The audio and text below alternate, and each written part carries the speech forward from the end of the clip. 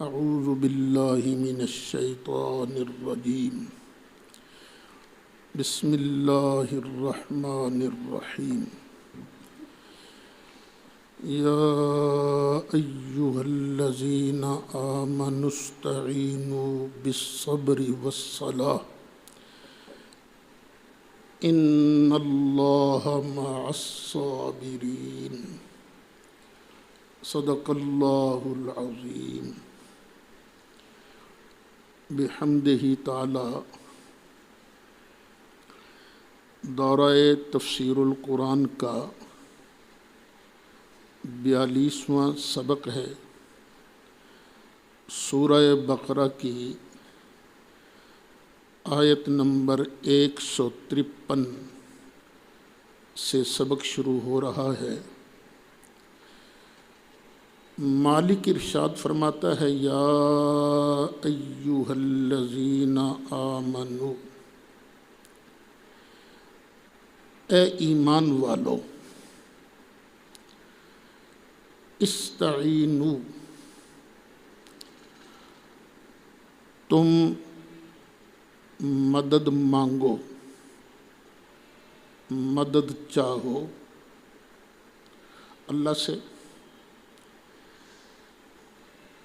بالصبر والصلاة، صبر کے ذریعے اور نماز کے ذریعے۔ اس آیت کریمہ میں ایک ذکر ہے صبر کا اور ایک ذکر ہے صلاۃ کا۔ اللہ سے مدد مانگا کرو، لیکن ان دو چیزوں کو ذہن میں رکھ کر۔ صبر کسے کہتے ہیں؟ صبر کا اصل معنی ہے روکنا۔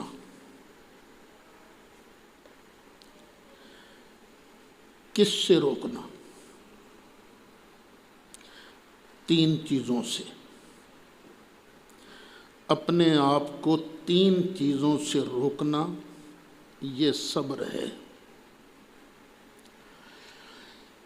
پہلی چیز ہے منہیات، جو چیزیں اللہ نے منع کر دی ہیں ان کے قریب جانے سے اپنے آپ کو روکنا، یہ صبر کی پہلی صورت ہے۔ جو آدمی ممنوع چیزیں اختیار نہیں کرتا وہ صبر کرتا ہے۔ دوسرا،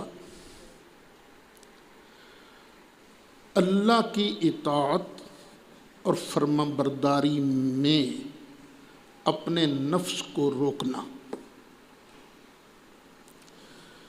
اللہ کہتا ہے روزہ رکھو، روزہ رکھا، یہ بھی صبر ہے۔ نماز پڑھو، یہ بھی صبر ہے۔ ہنس کے بولا کرو، تیوری مت چڑھایا کرو، یہ سارے چیزیں کیا ہیں؟ صبر۔ پہلی چیز کیا ہے؟ منہیات سے اپنے آپ کو روکنا۔ دوسری چیز کیا ہے کہ اللہ کی اطاعت اور فرما برداری میں اپنے آپ کو روک رکھنا کہ میں نے فرما برداری کرنی ہے۔ اور تیسری چیز،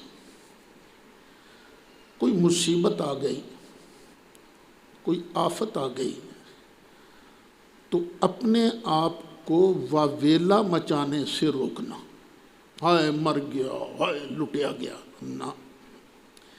یہ تین چیزیں ہیں تو صبر مکمل ہوتا ہے۔ اور یہ صبر ہوتا کب ہے؟ کون سا صبر اللہ کی بارگاہ میں معتبر ہے؟ جو پہلے مرحلے میں ہو، تکلیف پہنچی، صبر کر لیا۔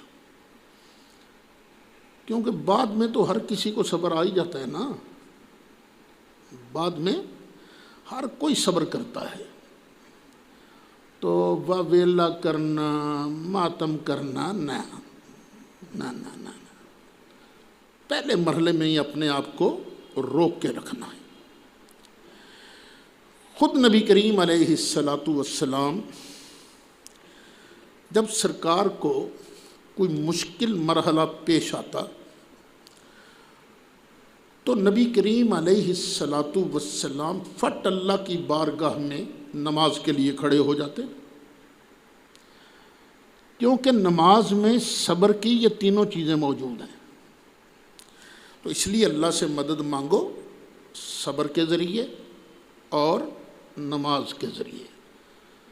اگرچہ صبر میں نماز آئی گئی تھی، لیکن نماز کی چونکہ ایک امتیازی حیثیت ہے، اس لیے اس کو الگ ذکر کیا گیا۔ پھر فرمایا ان اللہ مع الصابرین، بے شک اللہ تعالیٰ صبر کرنے والوں کے ساتھ ہے۔ جس کے ساتھ اللہ ہو جائے پھر اس کی عظمت کا کیا کہنا۔ آج لوگ کہتے ہیں اوے میرے نال فلانا ہی، میرے نال فلانا ہی، میرے نال فلانا ہی۔ یہ فلانے جو ہے نا، یہ 4 دن کی ان کی زندگی ہے، سدا بادشاہی تو میرے مالک کی ہے نا۔ جس کے ساتھ اللہ ہو جائے پھر اس کی عظمتوں کا کیا کہنا۔ اچھا، دین کا کام کرتے ہوئے تکلیفیں آتی ہیں، غم آتا ہے، لیکن بندہ صبر کرے نا، اجر بڑا ہے۔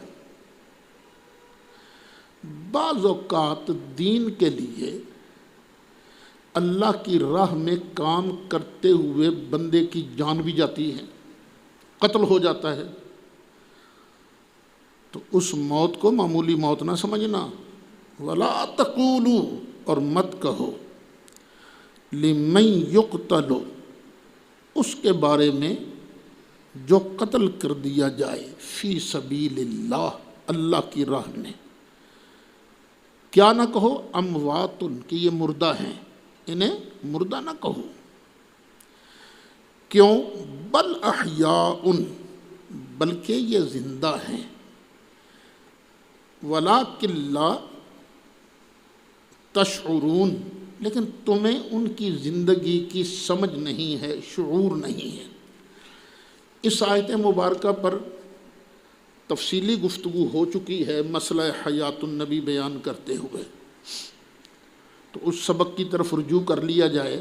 صرف یاد دہانی کے لیے اتنا عرض کرنا چاہوں گا کہ جو قتل ہوتا ہے نا وہ زندہ ہے۔ قتل کون ہوتا ہے؟ جسم، روح نہیں قتل ہوتی۔ تو یہ جسم جو ہے، یہی جسم قبر کے اندر، برزخ کے اندر زندہ ہے، لیکن کیفیت کیا ہے ان کی زندگی کی یہ ہمیں پتہ نہیں۔ وَلَٰكِن لَا تَشْعُرُونَ وَلَنَبْلُوَنَّكُمْ بِشَيْءٍ مِّنَ الْخَوْفِ، اور ہم ضرور آزمائیں گے تم کو کچھ ڈر دے کر، والجوع، اور بھوک دے کر، قحط سالی دے کر ہم آزمائیں گے تمہیں۔ ونقص من الاموال، مالوں میں کمی دے کر، والانفس، اور جانوں کی کمی کر کے بھی تمہیں آزمائیں گے۔ کبھی بیٹا فوت ہو گیا، کبھی باپ فوت ہو گیا، کبھی داماد فوت ہو گیا، کبھی کوئی فوت ہو گیا، یہ ہم آزمائیں گے تمہیں۔ والثمرات، اور پھلوں کی کمی سے بھی تمہیں آزمائیں گے۔ پھل 2 طرح کا ہوتا ہے، ایک پھل وہ جو درخت پر لگتا ہے، اور ایک پھل جو اللہ اولاد کی شکل میں دیتا ہے۔ دونوں پھل یہاں سے مراد ہو۔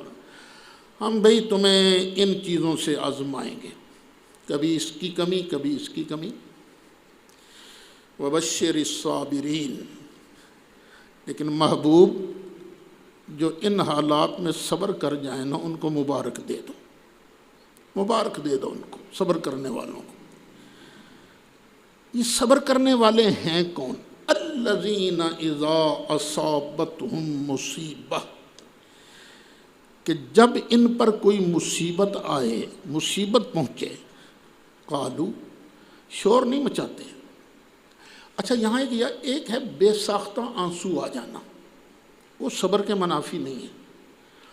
خود نبی کریم علیہ السلام کے شہزادے حضرت ابراہیم رضی اللہ عنہ آپ کا وصال ہوا تو سرکار کی آنکھوں سے آنسو جاری تھے، کوئی آہو فغاں نہیں تھی، آنسو آ رہے تھے۔ صحابہ نے عرض کی آقا یہ کیا؟ فرمایا یہ تو اللہ کی رحمت ہے۔ تو غم سے یہ صبر کس سے کرنا ہے؟ واویلا نہیں مچانا۔ جب کسی کو مصیبت پہنچے قالو، وہ کہتے ہیں انا للہ، بے شک ہم تو ہیں ہی اللہ کے، ہمارا خالق اللہ ہے، بنانے والا ہمیں اللہ ہے، صحت دینے والا ہمیں اللہ ہے، روزی دینے والا ہمیں اللہ ہے، ہم تو اللہ ہی کے لیے ہیں۔ اللہ کا مال ہے نا، تو وہ اپنے مال میں جو چاہے تصرف کرے۔ وَإِنَّا إِلَيْهِ رَاجِعُونَ، پھر ہم نے اسی کی طرف پلٹ کے جانا ہے، آج بھی اسی کے ہیں، پھر بھی اسی کے ہیں۔ اللہ فرماتا ہے جو یہ کلمات کہتے ہیں اور سچے دل سے کلمات کہتے ہیں، اولئک علیہم صلوات من ربہم ورحمہ، یہی ہیں وہ لوگ جن پر ان کے رب کی طرف سے صلاۃ نازل ہوتی ہے اور رحمت نازل ہوتی ہے۔ وَأُولَئِكَ هُمُ الْمُهْتَدُونَ، اور یہی لوگ ہدایت یافتہ ہیں۔ اس آیت کو پھر پڑھ لیجئے، یہ کن پر صلوات نازل ہو رہی ہے؟ جو لوگ یہ اچھے کام کرتے ہیں۔ اس میں کوئی ذکر نہیں جس طرح شیعہ کہتے ہیں سیدی ہو بس اس پر ہی صلوات ہے، نہیں، جو بھی یہ کام کرے گا اللہ کا سچا بندہ بنے گا، نبی کریم علیہ السلام کی صحیح اطاعت کرے گا، اس پر اللہ کی طرف سے صلوات ہے، صلوات ہے۔ یہ شیعہ کا غلط پروپیگنڈا ہے کہ صرف سادات ہی جو ہیں ان پر ہی صلوات ہے، درود صرف ان پر ہی ہے، غلط پروپیگنڈا ہے۔ کیا نبی کریم علیہ السلام پوری انسانیت کے لیے تشریف لائے تھے یا اپنی اولاد کے لیے؟ پوری انسانیت کے لیے آئے تھے نا۔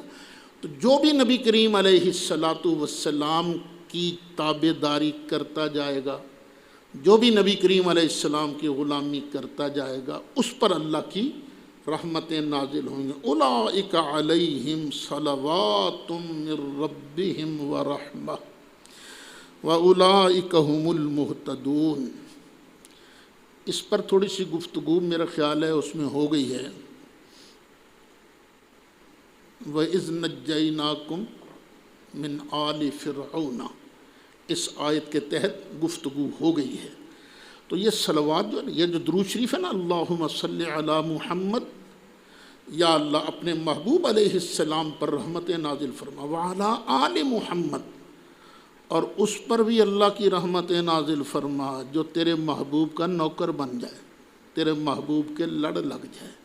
لیکن ایک بات ہے، وہ فرق ضرور رہے، ہو خون رسول، ہو سید ہو، اور پہلے کرے نبی پاک علیہ السلام کی غلامی، سرکار کی فرما برداری کرے، تو پھر ایسے حضرات کو خون رسول کی برکت سے قرب الہی کا جمپ لگتا ہے، جمپ۔ وہ سورہ توبہ میں وہ آیت بھی پہلے بتائی تھی، خُذْ مِنْ أَمْوَالِهِمْ صَدَقَةً تُطَهِّرُهُمْ وَتُزَكِّيهِمْ بِهَا وَصَلِّ عَلَيْهِمْ، محبوب ان سے صدقہ لینا، پھر ان پر صلوات پڑھ، صلی علیہم ان صلاتک سکن لہم، بے شک تیری صلوات، تیری دعا ان کے لیے تسکین کا باعث ہے۔ پھر سورہ احزاب میں اللہ فرماتا ہے هُوَ الَّذِي يُصَلِّي عَلَيْكُمْ وَمَلَائِكَتُهُ لِيُخْرِجَكُمْ مِنَ الظُّلُمَاتِ إِلَى النُّورِ، اللہ وہ ہے وَالَّذِي يُصَلِّي عَلَيْكُمْ، جو تم پر صلوات نازل کرتا ہے، رحمتیں بھیجتا ہے، وَمَلَائِكَتُهُ، اور اس کے فرشتے بھی۔ کیوں تم پر صلوات بھیجتے ہیں؟ لِيُخْرِجَكُمْ، تاکہ نکالیں تم کو، مِنَ الظُّلُمَاتِ إِلَى النُّورِ، اندھیریوں سے نور کی طرف۔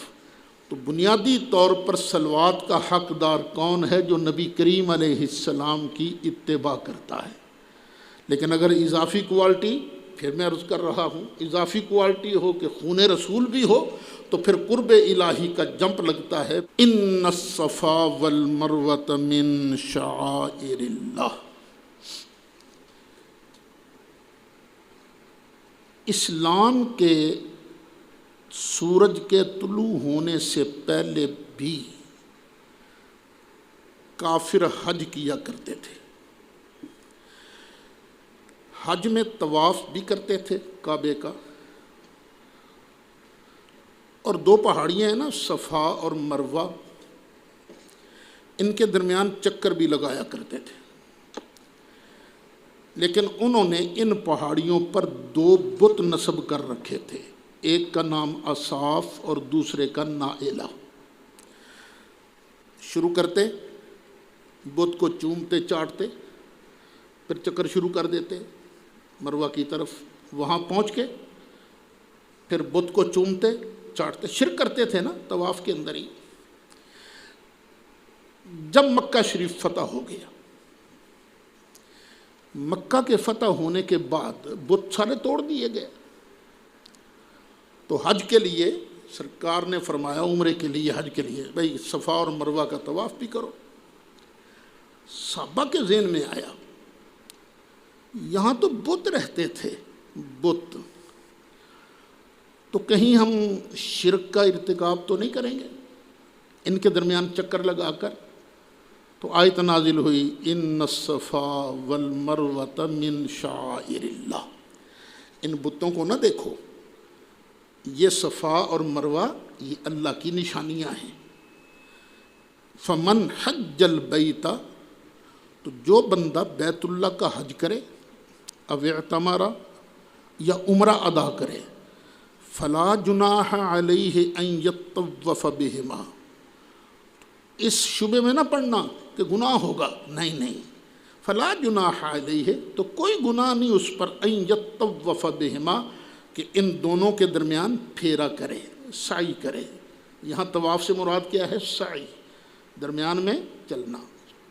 اور قربان جائیں وہ صحیح، اللہ سب کو نصیب کرے، بار بار نصیب کرے۔ ہے یہ بھی اللہ کے پیاری بندی کی نشانی ہے نا، حضرت سیدہ ہاجرہ کی۔ میرا خیال ہے شاعر اللہ پر گفتگو ہو چکی ہے، ایاک نعبد، اس کی تفسیر میں۔ وَمَن تَطَوَّعَ خَيْرًا فَإِنَّ اللَّهَ شَاكِرٌ عَلِيمٌ۔ اور جو آدمی کوئی بھلی بات کر لے اپنی طرف سے، فرض نہیں اس پر، واجب نہیں ہے، ضروری نہیں اس پر، لیکن اپنی طرف سے اس نے کوئی اچھا کام کر لیا، فَإِنَّ اللَّهَ شَاكِرٌ عَلِيمٌ، تو بے شک اللہ تعالیٰ نیکی کا صلہ دینے والا ہے۔ یا شاکر کا معنی کیا ہے؟ نیکی کا بدلہ دینے والا ہے، علیم جاننے والا ہے۔ پتہ یہ چلا کہ جو اللہ نے فرض کیا ہے، جو ہم پر واجبات ہیں، جو سنن ہیں، ان کے علاوہ بھی اگر اپنی طرف سے کسی نے کوئی اچھا کام کر لیا تو گناہ نہیں ہے، پھر اللہ تعالیٰ اس نیکی کا بدلہ عطا فرماتا ہے۔ یہ جو لوگوں نے شروع کر دیا، دیکھو اجی لکھیا کتھے ہے جی، سرکار کی سنت ہے بھلا، وہ سنت اور چیز ہے۔ فمن تطوع خیرا فإن اللہ شاکر علیم۔ اب آگے سے پھر کفار منکرین ان کا ذکر شروع ہو گیا۔ ان الذین یکتمون ما انزلنا من البینات والہدی، بے شک وہ لوگ جو چھپاتے ہیں اس چیز کو جس کو ہم نے نازل کیا۔ کون کون سی چیزیں چھپاتے ہیں؟ یعنی بینات، روشن باتیں، والہدی، اور ہدایت۔ وہ ہدایت کو پتہ ہے، ان کو تورات کے اندر ذکر ہے کہ ہمارے محبوب آئیں گے، دین لائیں گے، وہی دین ہدایت دے گا۔ تو جو لوگ ان کو چھپاتے ہیں نا، من بعد ما بیناہ للناس فی الکتاب، بعد اس کے کہ ہم نے اس کو بیان کر دیا ہے لوگوں کے لیے کتاب میں، ہمارے بیان کر دینے کے بعد بھی جو لوگ چھپاتے ہیں نا ہماری روشن دلیلوں کو، ہدایت کو جو چھپاتے ہیں نا، اولئک یلعنہم اللہ، یہی لوگ ہیں جن پر اللہ لعنت فرماتا ہے، وَيَلْعَنُهُمُ اللَّاعِنُونَ، اور ان پر لعنت کرنے والے لعنت کرتے ہیں۔ یہاں سے پتہ چلا دین کو جان بوجھ کر چھپانا کہ میں نے یہ بات بتانی نہیں، یہ لعنت کے حقدار ہونے والی بات ہے۔ مت دین کی بات چھپانا، جو اللہ نے تمہیں دکھایا ہے، دیا ہے، وہ آگے بیان کرو۔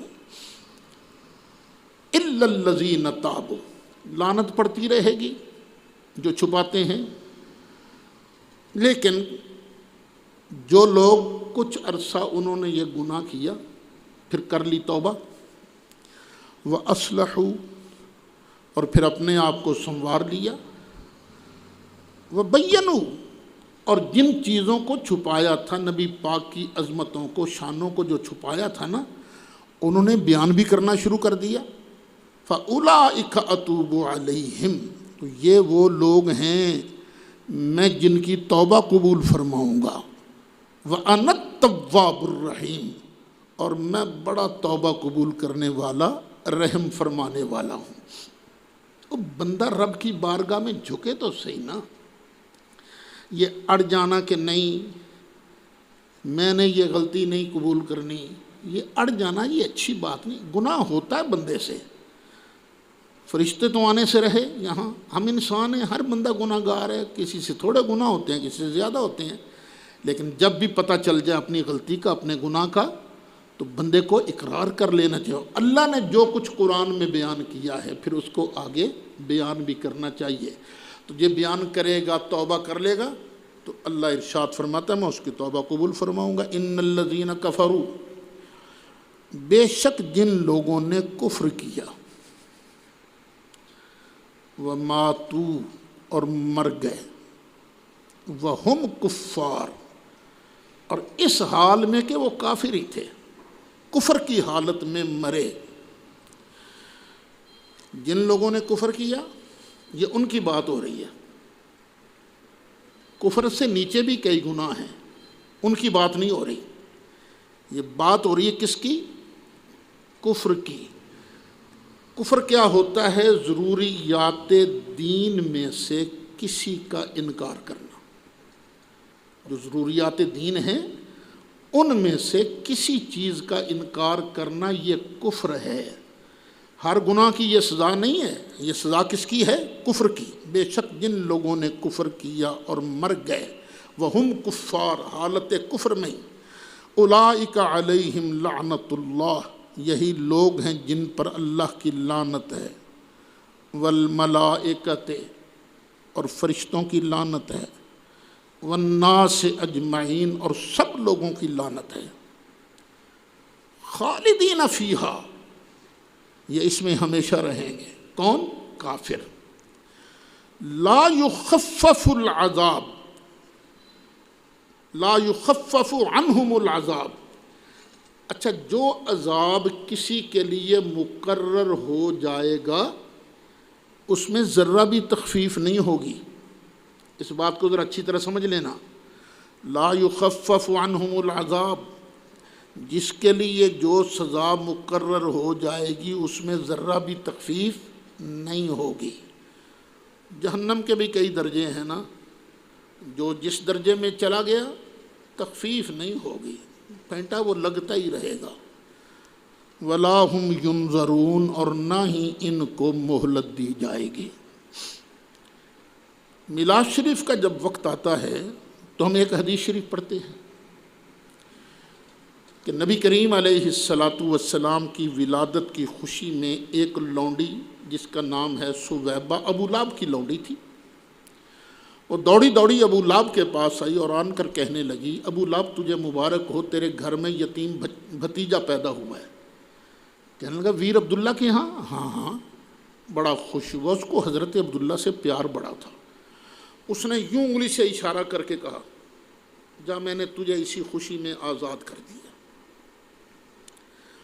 عرصہ گزرتا گیا، پھر نبی کریم علیہ الصلاۃ والسلام نے جب اللہ کی توحید کے ڈنکے بجانے شروع کیے، یہ لات منات ہبل، یہ جو بت گھڑ گھڑ کر تم ان کی پوجا، جب جھوٹ ہے، جب اللہ صرف ایک ہے، وہی عبادت کے لائق ہے، یہ عبادت کے لائق نہیں ہے، تو اس نبی کریم علیہ السلام کا سب سے بڑا دشمن بن گیا۔ خود سرکار فرماتے ہیں جتنا تنگ مجھے میرے اس چچا نے کیا ہے کسی اور نے اتنا تنگ نہیں کیا۔ یہ وہ خبیث ہے جس کے لیے پوری سورت نازل ہوئی، تبت یدا ابی لہب و تب ما اغنا عنہ مالہ وما کسب۔ اچھا، یہ پوری سورت اس کی مذمت میں نازل ہوئی ہے۔ مرنے کے بعد 1 سال بعد اس کو خواب میں دیکھا حضرت عباس نے، پوچھا کیا حال ہے تیرا؟ بس جلتا رہتا ہوں، لیکن ایک بات ہے، جب پیر کی رات آتی ہے میری اس انگلی سے نا ایک رطوبت نکلتی ہے سفید، میں منہ میں رکھ کے انگلی چوستا رہتا ہوں تو مجھے عذاب میں تخفیف محسوس ہوتی ہے۔ پوچھو تجھ پر یہ کرم کیوں ہو گیا؟ تو کہنے لگا وہ میں سرکار کی ولادت کی خوشی میں نے اپنی لونڈی کو آزاد نہیں کیا تھا، اس کی وجہ سے مجھ پر کرم ہوا۔ جب ہم یہ حدیث پڑھتے ہیں نا، یہ مخالف فٹ یہ آیت پڑھیں گے، لا یخفف عنہم العذاب، کافروں پر عذاب کی تخفیف ہی نہیں ہوتی، تو آپ کیسے کہہ سکتے ہیں کہ اس کو ایک انعام ملتا رہا؟ تو جو میں نے ترجمہ عرض کیا ہے نا، تخفیف کا مطلب کیا ہے؟ جو عذاب کسی کے لیے مقرر ہو چکا ہے پھر اس میں کمی نہیں ہوگی۔ ابو لہب کا عذاب شروع ہی سے یہ تھا کہ ہفتے کو اتنا، اتوار کو اتنا، پیر کو کم، تو یہ تخفیف نہیں ہوئی، اس کا شروع ہی سے نبی کریم علیہ الصلاۃ والسلام کی ولادت کی خوشی منانے کی برکت سے اس کو عذاب اس دن کم ہوتا ہے، یہ تخفیف نہیں ہے۔ وَإِلَٰهُكُمْ إِلَٰهٌ وَاحِدٌ، اور اچھی طرح یاد کر لینا، اور تمہارا معبود، سچا معبود صرف ایک ہی معبود ہے، باقی کوئی سچا معبود نہیں ہے۔ باقی سب معبودوں کی نفی، کوئی سچا معبود نہیں، صرف اللہ ہے وحدہ لا شریک، جو لائق عبادت ہے۔ کیوں؟ معبود صرف وہ ہو سکتا ہے جو کبھی کسی کا محتاج نہ ہو ہی نہ سکے محتاج، کسی حالت میں بھی وہ کسی کا محتاج نہ ہو۔ تو اللہ فرماتا ہے وہ تو ایک ہی ہے، وَإِلَٰهُكُمْ إِلَٰهٌ وَاحِدٌ، وہ جو غیر محتاج ہے نا وہ ایک ہے، باقی سارے نبی ولی فرشتے سارے کے سارے اسی کے محتاج ہیں۔ تو جب غیر محتاج صرف ایک ہے تو عبادت کے لائق بھی تو وہی ہے نا، جو کسی کا محتاج ہوگا وہ عبادت کے لائق کیسے ہو سکتا ہے؟ ہمیں خام خواہ لوگ تانا دیتے ہیں سنی مشرک ہیں، شرک کرتے ہیں، وہ کہاں ہم شرک کرتے ہیں؟ ہم تو ڈنکے کی چوٹ کہتے ہیں۔ نبی کریم علیہ الصلاۃ والسلام ساری مخلوق کے سردار ہیں لیکن اللہ کی رحمت کے محتاج ہیں۔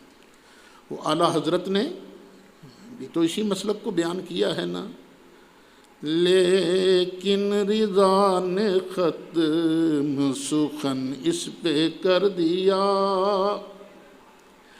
لیکن رضا نے ختم سخن اس پہ کر دیا، خالق کا بندہ خلق کا آقا کہوں تجھے، خالق کا بندہ خلق کا آقا کہوں تجھے۔ آگے اللہ تعالیٰ یہ دعویٰ ہے، وَإِلَٰهُكُمْ إِلَٰهٌ وَاحِدٌ، یہ دعویٰ ہے، لا الہ الا ہو، اس کے علاوہ کوئی معبود نہیں، لا الہ الا ہو، معبود بھی اس کے علاوہ کوئی نہیں، ہے بھی الرحمن الرحیم، دنیا میں بھی وہی رحم فرمانے والا ہے اور آخرت میں بھی وہی رحم فرمانے والا ہے۔ اس دعوی توحید کے بعد اب اس کے دلائل کچھ چیزوں کا ذکر کر کے نا اللہ تعالیٰ آخر میں فرماتا ہے لآیات لقوم یعقلون، ان میں عقل والی قوم کے لیے نشانیاں ہیں۔ یہ اللہ تعالیٰ ان چیزوں میں غور کرو، تمہیں پتہ چل جائے گا سوائے میں اللہ کے کوئی اور خدا ہے ہی نہیں، کوئی اور معبود ہے ہی نہیں۔ وہ چیزیں کیا ہیں؟ ان فی خلق السماوات والارض، بے شک آسمانوں اور زمین کی پیدائش میں، اس میں ذرا سوچو نا، یہ زمین کیسے بنی، آسمان کیسے بنا، سوچو اس میں ذرا۔ واختلاف اللیل والنہار، رات اور دن کے بدلنے میں، اب رات ہے، آہستہ آہستہ رات گزرتی جا رہی ہے، پھر دن آئے گا، دن شروع ہوگا، اوپر جائے گا، پھر گھٹتا گھٹتے پھر رات شروع ہو جائے گی، رات کے بعد دن، دن کے بعد رات، پھر ہے بڑے حساب کتاب سے، ایک سیکنڈ کا فرق نہیں پڑتا۔ جس تاریخ کو، سال کا کیلنڈر آپ اٹھا کر دیکھ لیں شمسی سال کا، جس تاریخ کو، مثلا آج کیا تاریخ تھی؟ 22 جولائی، 22 جولائی 2020 کو جتنے منٹ پر پاکستان میں ہمارے فیصل آباد میں سورج نکلتا ہے، 10 سال بعد بھی اسی وقت سے سورج نکلے گا۔ یہ اس پر غور کرو نا، یہ کون ہے جس نے اتنا بیلنس رکھا ہوا ہے؟ والفلک التی تجری فی البحر،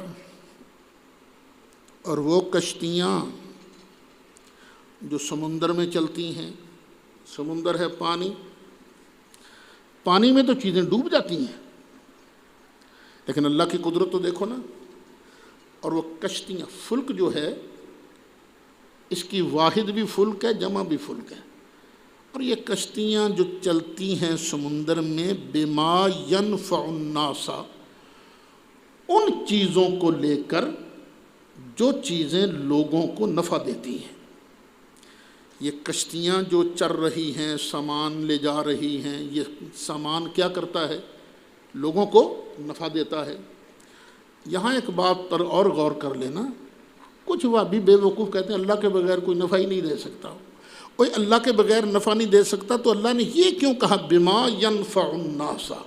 یوں نہیں کہنا چاہیے کہ اللہ کے بغیر نفع نہیں دے سکتا، کہو اللہ کے اذن کے بغیر، اللہ کے حکم کے بغیر کوئی چیز نفع نہیں دے سکتی۔ جب اللہ تعالیٰ اذن دیتا ہے، اللہ عطا کرتا ہے، تو یہ چیزیں بھی نفع دیتی ہیں، انسان بھی نفع دیتے ہیں، اور مصطفیٰ کی نفع رسانی تو سبحان اللہ۔ اچھا اس میں بھی غور کرو، یہ کون پانی پر چلاتا ہے بھی کشتی کو، جہاز کو؟ وما انزل اللہ من السماء من ماء، اور جو اللہ نے اتارا آسمان سے پانی۔ اچھا جو اوپر ہو نا اسے آسمان ہی کہتے ہیں، بلندی آسمان کہہ دیتے ہیں اس کو۔ جو اللہ نے آسمان سے پانی اتارا، پھر پانی کو اتار کر کیا کیا؟ فَأَحْيَا بِهِ الْأَرْضَ، پھر اللہ نے زندہ فرمایا اس کے وسیلے سے زمین کو، بعد موتها، زمین کے مر جانے کے بعد۔ پانی نہ ملے نا زمین کو، زمین مر جاتی ہے، اگتی وگتی کوئی شے نہیں، تو اس کا سوکھا جو ہے نا، یہ خشکی، یہ تباہ کر دیتی ہے زمین کو۔ اللہ کا کتنا کرم ہے۔ وما انزل اللہ من السماء من ماء، اور جو اللہ نے نازل کیا آسمان سے پانی، فأحیا بہ الارض، پھر زندہ کیا اس کی وجہ سے زمین کو، بعد موتہا۔ اچھا اللہ اس کے مرنے کے بعد نا پانی کے ذریعے زندہ کر دیتا ہے زمین کو، پھر دیکھو زمین زندہ ہو گئی، فصل اگنے لگی، چارہ اگنے لگا، پھل اگنے لگے، گندم اگنے لگی، چاول اگنے لگے، غلہ اگنے لگا جو ہماری ضروریات کے لیے ہے۔ اچھا زندہ اللہ ہی کرتا ہے، لیکن کرتا ہے پانی کے وسیلے سے، تو وسیلے کے منکر نہیں بننا چاہیے۔ کام سارے اللہ کرتا ہے، لیکن اس کے لیے ذرائع، وسائل اور اسباب اللہ تعالیٰ ہماری تعلیم کے لیے اختیار فرماتا وَبَثَّ فِيهَا مِن كُلِّ دَابَّةٍ، اور پھیلا دیے زمین میں اللہ نے ہر قسم کے جانور۔ یہ گنو کتنی چیزیں بن گئیں؟ فی خلق السماوات والارض 1، اختلاف اللیل والنہار 2، والفلک التی تجری فی البحر بما ینفع الناس کتنے ہو گئے؟ 3، وما انزل اللہ من السماء من ماء فاحیا بہ الارض بعد موتها 4، وبث فیہا من کل دابہ، اور ہر قسم کے جانور اس میں پھیلا دیے، بھینسیں، گائیں، بکریاں، بکرے، مرغے، دیکھو نا کتنے کام آتے ہیں، اونٹ، گدھے، گھوڑے، ہر قسم کے جانور پھیلا دیے اللہ تعالیٰ نے۔ وتصریف الریاح، اور ہواؤں کے پھیرنے میں، ہوا بند ہوتی ہے تو کیا مصیبت بن جاتی ہے، پھر ہوا چلنے لگتی ہے تو کیا لطف آتا ہے، تیز ہوا ہو جائے، آندھی آ جائے تو الگ مسئلہ بن گیا۔ تو یہ ہواؤں کو بھی تو پھیرتا ہے نا، ہواؤں کے پھیرنے میں۔ وَالسَّحَابِ الْمُسَخَّرِ بَيْنَ السَّمَاءِ وَالْأَرْضِ، اور یہ جو بادل آسمان اور زمین کے درمیان یہ کنٹرول شدہ ہے، نہ بالکل زمین پر ہے بادل کہ مصیبت بنے، نہ ہی اتنا اونچا ہے کہ ہمارے کام نہ آئے، نہ۔ وَالسَّحَابِ الْمُسَخَّرِ بَيْنَ السَّمَاءِ وَالْأَرْضِ، ان 7 چیزوں میں لَآيَاتٍ لِقَوْمٍ يَعْقِلُونَ، عقل مند قوم کے لیے نشانیاں ہیں، کس بات کی؟ وَإِلَٰهُكُمْ إِلَٰهٌ وَاحِدٌ، وہ پہلے دعویٰ تھا، یہ اب اس کے دلائل ہیں۔ اللہ فرماتا ہے وَمِنَ النَّاسِ، کچھ لوگ ایسے ہیں، من جو یتخذ بنا لیتے ہیں، من دون اللہ، اللہ کے علاوہ، اندادن، اللہ کے شریک، انداد جمع ہے ند کی۔ کچھ لوگ ہیں جو اللہ کے علاوہ اور چیزوں کو معبود بنا لیتے ہیں۔ یہ لفظ من دون اللہ یہ قرآن پاک میں کئی جگہ آئے گا۔ اس کا لفظی ترجمہ ہے اللہ کے علاوہ، اور ظاہر ہے اللہ کے علاوہ میں بھی من دون اللہ ہوں، تم بھی من دون اللہ ہو، کوئی بھی اللہ تو نہیں ہے نا، ہم میں سے کوئی اللہ نہیں ہے، ہم سب من دون اللہ ہیں لفظی ترجمہ سے۔ لیکن ایک ہے قرآن کی خاص اصطلاح، قرآن کریم میں من دون اللہ کبھی کبھی اصلی معنی میں بھی استعمال ہوا ہے، غیر اللہ کے معنی میں، اور کبھی کبھی یہ من دون اللہ اصطلاحی معنی بتوں کے معنی میں بھی استعمال ہوا ہے۔ یہ بات ذہن میں رکھنا، نہ ہر جگہ من دون اللہ کا معنی بت ہیں، نہ ہر جگہ من دون اللہ کا معنی اللہ کے علاوہ ہے، کہیں مراد بت ہیں اور کہیں مراد ہیں اللہ کے علاوہ۔ یہاں بہت دھوکہ ملے گا لوگوں کی طرف سے، وہ نے من دون اللہ، وہ قرآن کی آیتیں پڑھنی شروع کریں، ان الذین تدعون من دون اللہ ما یملکون من قطمیر، تم جن کو اللہ کے علاوہ پوجتے ہو وہ تو کھجور کی گٹھلی کے اوپر بنا جو ہلکا سا سفید چھلکا ہوتا ہے اس کے بھی مالک نہیں۔ اللہ کے بندے کی تو صاف پتہ چلتا ہے کہ وہ جو کھجور کے اوپر گٹھلی کے اوپر ہلکے سے سفید چھلکے کا بھی مالک نہیں، وہ کوئی انسان تو نہیں نا۔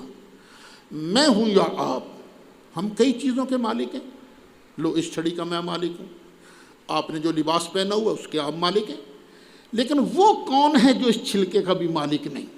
وہ ہیں بت، تم جتنا مرضی ان کے آگے سر جھکاؤ، ماتھا ٹیکو، جتنی مرضی ان کی پوجا پاٹ کرو، یہ تو ذرہ خود چھلکے کے مالک نہیں ہیں، تمہیں کیا نفع دیں گے، تمہیں کیا نقصان دیں گے۔ وَمِنَ النَّاسِ، اور کچھ لوگ ایسے ہیں جو بنا لیتے ہیں بتوں کو ند اللہ کا، یا اللہ کے علاوہ اوروں کو معبود بنا لیتے ہیں۔ کوئی کسی بندے کو بھی پوجنا شروع کر دیتا ہے، اور پھر یحبونہم، وہ محبت کرتے ہیں ان سے کحب اللہ، جس طرح کہ اللہ سے محبت کرنی چاہیے۔ کچھ ایسے لوگ ہیں جو من دون اللہ سے، بتوں سے یا اللہ کے علاوہ باقیوں سے محبت کرتے ہیں جیسے کہ اللہ سے محبت کرنی چاہیے۔ مومن کا یہ کام نہیں ہے۔ مومن باقیوں سے بھی محبت کرتا ہے، لیکن باقیوں سے محبت کرتا ہے اللہ کی محبت کے بعد۔ والذین آمنوا، اور جو ایمان والے ہیں، اشد حبا للہ، سب سے زیادہ سخت محبت اللہ سے کرتے ہیں۔ اللہ جیسی محبت کسی اور سے نہیں کرتے۔ دیکھو خود نبی کریم علیہ السلام نے فرمایا، ہمارے لیے مخلوق میں سب سے زیادہ قابل احترام، قابل تعظیم ذات کون سی ہیں؟ اللہ کے پیارے محبوب علیہ الصلاۃ والسلام۔ ہم ان سے بھی پیار کرتے ہیں، ان کے اشارے پر گردن کٹوانا اپنے لیے سعادت سمجھتے ہیں۔ وہ کتنا پیار کرتے ہیں ہم سرکار سے۔ آج ہی میں فیس بک پر دیکھ رہا تھا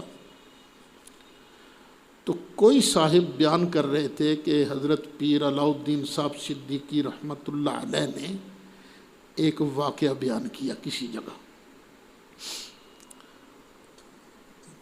وہاں مسجد شریف میں بلیاں تو ہوتی ہیں نا، حرم شریف میں بلیاں ہوتی ہیں، ہم نے بھی دیکھی ہیں وہاں بلیاں، لیکن پہلے کتے بھی پھرا کرتے تھے۔ کتے مدینہ شریف کی گلیوں میں کتے، کاش ہو سگانے مدینہ میں میرا شمار، ہے نا، مدینہ شریف کے کتوں میں کاش ہمارا شمار ہو جائے۔ مولانا جامی کہتے ہیں سگت را کاش جامی نام بودے۔ تو لوگ نا ان کتوں کو روٹیاں ڈالتے، وہ کھا جاتے تھے، جس طرح بلیوں کو ڈالتے ہیں، کبوتروں کو دانہ وانا ڈالتے ہیں۔ پیر صاحب فرماتے ہیں کہ مجھے کسی نے کہا کہ وہ ایک بندہ ہے، وہ تو 2 دن سے روئے جا رہا ہے، چپ ہی نہیں کرتا، روتا ہے۔ خیر پیر صاحب کہتے ہیں میں پتہ کرنے کے لیے اس کے پاس چلا گیا، وہ خدا کے بندے کیوں رو رہے؟ اس نے مجھے دیکھا تو میرے گلے لگ کے اور زیادہ رویا، پیر سائیں میں تو مر گیا، میرا تو بیڑا غرق ہو گیا۔ وہ پوچھا بیٹے ہوا کیا تجھے؟ اس نے کہا جی میں ہوں بڑا بزنس مین، بڑا مال کمایا ہے میں عمرہ کے لیے یہاں حاضر ہوا، تو میں نے بھی سوچا کہ کتے جو ہیں مدینہ شریف کے ان کو کھانا ڈالنا ہے، تو میں نے ڈھیر ساری روٹیاں بنوائیں، شاندار روٹیاں، اور کتوں کے سامنے لا کے رکھی۔ جو بھی کتا آتا سونگتا، میری طرف دیکھتا، کسی نے منہ نہیں ڈھونڈا، کسی نے روٹی کو کھانا گوارا نہیں کیا۔ میں تو کانپ اٹھا ہوں کہ میں اتنا مردود آدمی کہ مدینہ طیبہ کے کتے بھی میرا کھانا پسند نہیں کرتے، میں نے کیا کرنا ہے اس سارے کھانے کو، ان ساری روٹیوں کو میں نے کیا کرنا ہے؟ رو رہا تھا۔ پیر صاحب فرماتے ہیں کہ میں نے اسے تسلی دی، میں نے کہا ایک طریقہ ہے، تیری توبہ قبول ہو جائے گی، تو ایسے کر، پھر روٹیاں بنوا۔ وہ روٹیاں بنوا کر وہ جو سرکار کی جالیوں کے سامنے ہے نا جگہ، باب جبریل والی سائڈ کی ہے، تو اس طرف جا کے نا بیٹھ جا سرکار کی بارگاہ میں، رو رو کے عرض کر آقا میں آپ کا در چھوڑ کے کہاں جاؤں، میں برا ہوں آپ کا ہوں، اچھا ہوں آپ کا ہوں، میں تو اتنا بد ہو گیا ہوں کہ مدینہ طیبہ کے کتے بھی میرا کھانا کھانا پسند نہیں کرتے۔ رو رو کے معافی مانگ، جب تیرے دل کو ٹھنڈ پڑ جائے نا تو سمجھ لینا ادھر سے قبولیت ہو گئی ہے، یا سرکار نظر کرم فرما دیں گے۔ وہ پیر صاحب کہتے ہیں،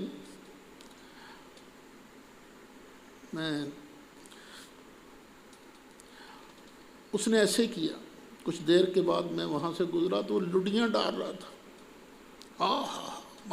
مجھے دیکھا تو چمٹ گیا، پیر صاحب میری توبہ قبول ہو گئی۔ وہ ہوا کیا؟ حضور جیسے آپ نے کہا تھا نا میں نے ویسے ہی کیا، میرے سینے کو جب ٹھنڈ پڑ گئی نا پھر میں اٹھا، میں چاہا کہ میں کتوں کو جا کے نا کھانا پیش کروں، میں نے دیکھا جو پہلے منہ نے وہ سارے کے سارے میرے پیچھے چلے آ رہے تھے، تو انہوں نے میرا کھانا قبول کر لیا۔ اب دیکھیے ہم سرکار کا کتنا احترام کرتے ہیں کہ ان کے شہر میں رہنے والے کتوں جو ہیں ان کا بھی ادب کرنا اپنے لیے سعادت سمجھتے ہیں، لیکن اس کے باوجود الہ تو نہیں مانتے نا، الہ نہیں مانتے ہم، الہ صرف اللہ رسول اللہ تعالیٰ کو مانتے ہیں، کسی اور کو الہ نہیں مانتے۔ اس لیے سب سے زیادہ محبت بھی کس سے کرتے ہیں؟ اللہ سے۔ اب نبی کریم علیہ السلام کی حدیث شریف سن لو، احبونی لحب اللہ، اللہ کی محبت کی وجہ سے میں مصطفیٰ سے محبت کروں، کیونکہ اللہ خالق ہے تو میں اسی کا رسول ہوں نا، اسی نے مجھے بھیجا ہے، اس لیے اس کی محبت کا تقاضا یہ ہے کہ تم مجھ سے محبت کرو۔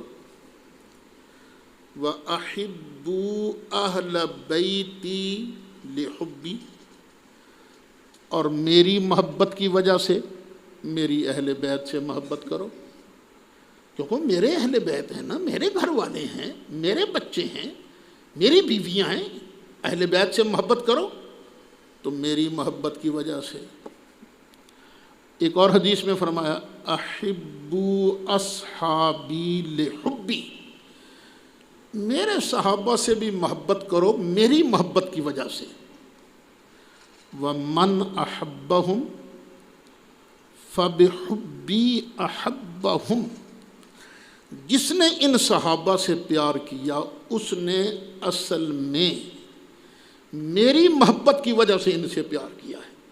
وگرنہ آپ سوچئے صحابہ کرام کے ساتھ ہمارا کوئی کیا رشتہ کیا ہے، وہ تو 1450 سال ہونے لگے ہیں، پہلے گزر چکے صحابہ کرام، لیکن ہم بھی اب بھی ان کی عظمت کے لیے لڑتے ہیں، مرتے ہیں۔ کیوں؟ یہ اس کے صحابہ ہیں جن سے محبت ہمیں جنت میں لے کے جائے گی، تو سرکار کی محبت کی وجہ سے ہم صحابہ سے محبت کرتے ہیں، سرکار کی محبت کی وجہ سے اہل بیت سے محبت کرتے ہیں، اور سرکار سے محبت کیوں کرتے ہیں؟ اللہ کی محبت کی وجہ سے۔ والذین آمنوا، سن لینا، جو ایمان والے ہیں سب سے زیادہ سخت محبت اللہ سے کرتے ہیں۔